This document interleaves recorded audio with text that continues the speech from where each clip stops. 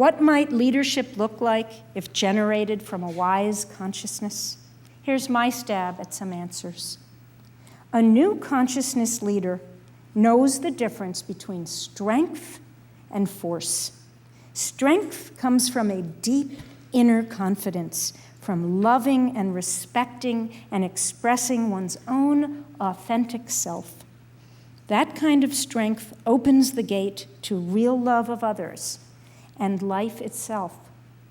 Force comes from a deep inner wound that spawns the urge to dominate and to even the score.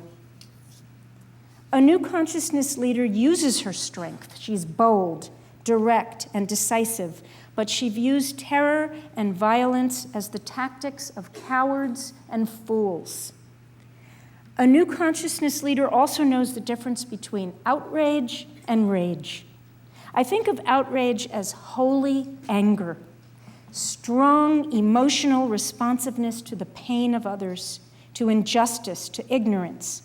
Outrage is fierce, but it never dehumanizes. It fills a leader's sails with the winds of action, but it also fills her heart with compassion and discernment. Rage, on the other hand, is like a forest fire. It is impatient, and it is vindictive, and it is short-sighted. A new consciousness leader uses the energy of outrage to persuade and guide and include and create. When I say we need new consciousness leaders, that's different from saying we need women to lead. Both women and men are capable of leaping beyond history into a new story. But I do believe women are uniquely in touch with the kind of consciousness we need in the 21st century.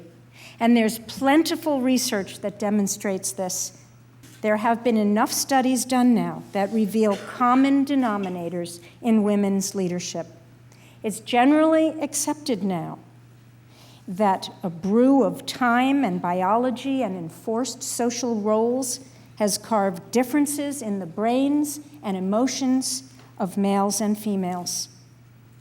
All of this research points to implications we really can no longer ignore.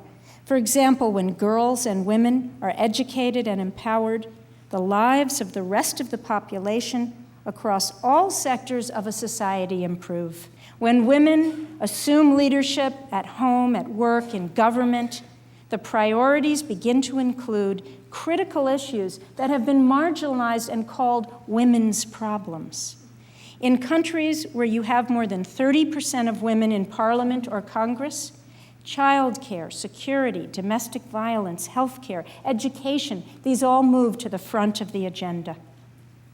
Then there are the studies that focus on women's leadership style, and most of these point to undeniable talents that women express more regularly than men. Now remember, this is on average, because people always say, oh my God, you ought to meet my boss. She's not like that. But on average, women leaders more readily tend and befriend as opposed to command and control. Women seem to be more tolerant of differences, seek solutions to problems through communication as opposed to domination, are better team players, and are more willing to take risks that upend the status quo. Are these the signs of the new consciousness that we need? I think they are, but we got to be careful. We may have within us these inclinations, but that's no guarantee we'll use them when the issues get complex and the going gets tough. Real and abiding consciousness change doesn't just happen.